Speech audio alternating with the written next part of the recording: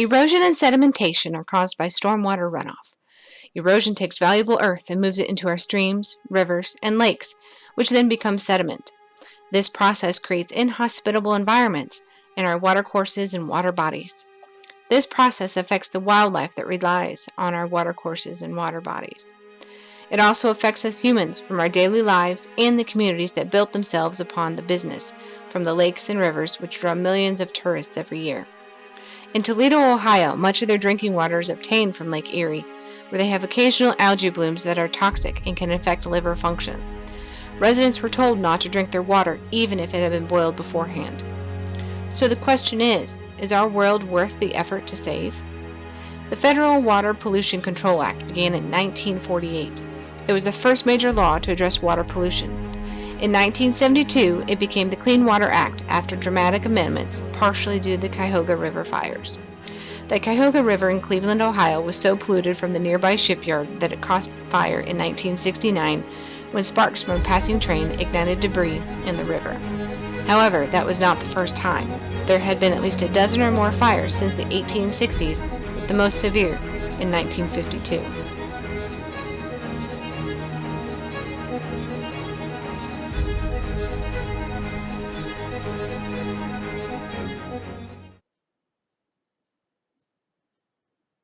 We all know about the river fire of '69, and as somebody who's interested in the history of Cleveland and Cuyahoga River, I know that wasn't the best fire. I know there was other fires that could have burned down Cleveland, and the wind shifted from the north. I remember a '52 fire, I think. That was, I think that one probably would have won the prize for the best fire.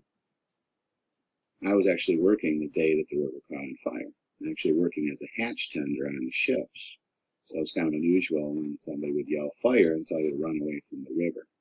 The river is generally water, but when you were working down on the river at that time, the river was like a cauldron. It would just bubble up, oxygen trying to get out of the river. It had a coat of oil on it, and you'd see rats float down the river the size of dogs, bloated from whatever it was that they ingested. And there was a rule that if you fell in the river, you immediately went to the emergency room in the hospital. So the idea here was don't fall in the river.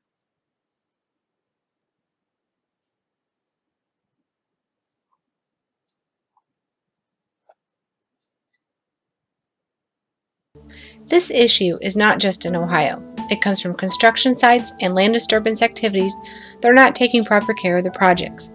Construction and land disturbance cause erosion and sedimentation, which then creates damaged habitats, pollution, reduced aesthetic appeal of the water for recreation, and is harder for the treatment plants to treat.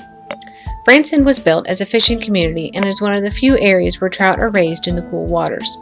Change can be difficult, and when Branson became a municipal separate storm sewer system community, or MS4, additional regulations were required.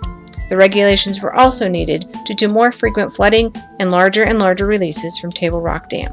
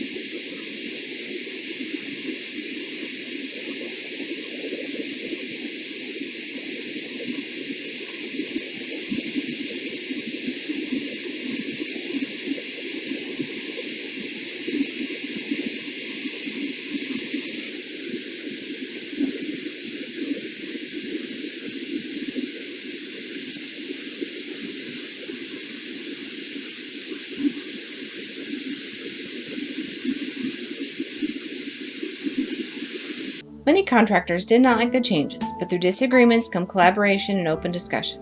Contractors, developers, and individuals may not like the regulations, and it is the job of the Stormwater Coordinator, Kirby Dieterman, to explain the regulations and their importance.